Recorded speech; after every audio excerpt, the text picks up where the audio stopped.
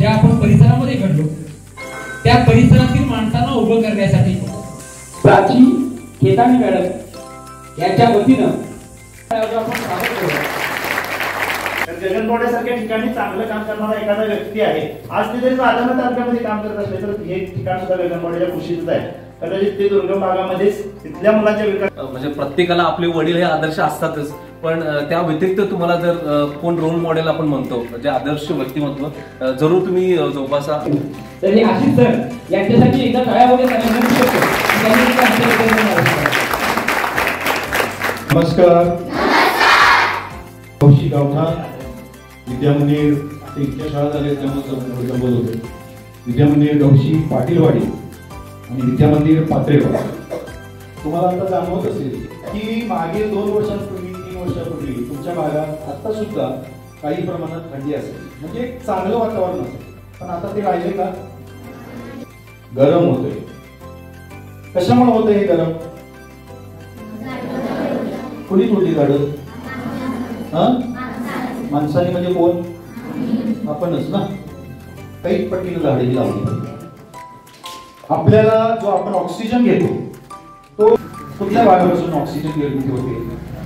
खोडापासून होते, पानांपासून होते। ह्याला एक शब्द आहे ग्लोबल वॉर्मिंग। हे ग्लोबल वॉर्मिंग जे आहे हे अशा सगळ्या कारणांमुळे होत जातं। हरण जे असतं ते ताशी 90 किलोमीटर वेगानं पळू शकतो आणि वाघ जो असतो वाघ तो ताशी किती किलोमीटर वेगानं पळू शकतो? कमी वेगानं पळत असेल का जास्त? तेवढं सांगायचं। चुकीचं आता चुकीचं म्हणलं।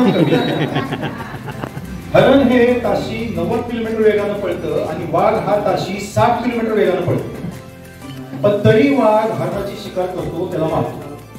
हरणाला भीती असते की मला वाघ पकडतो आणि तो काय करतो, जेव्हा वाघ त्याच्या मागे लागतो वाघ असं वळून वळून बघतो आणि त्यामुळे तो वाघाला सापडतो। काही मुलांची अवस्था ही अशीच झाली की शहरातली मुलंच फार हुशार आहेत आणि आम्ही कुठेतरी कमी आहोत, असा जो एक त्याच्यात भाव निर्माण झाला ना तो आपण दूर केला पाहिजे। आपण भले हरिण असू, वाघापेक्षा आपण जास्त वेगानं पळू शकतो हे जेव्हा आपल्याला माहिती होईल तेव्हा वाघाला आपण सापडणारच नाही। तो न्यूनगंड आहे की मी पुढे जाऊ शकत नाही, मी शहरातल्या मुलांपेक्षा कुठेतरी कमी आहे। हा पन्हाळा, हातकरंडे, शिरोळ, कागल, करवीर।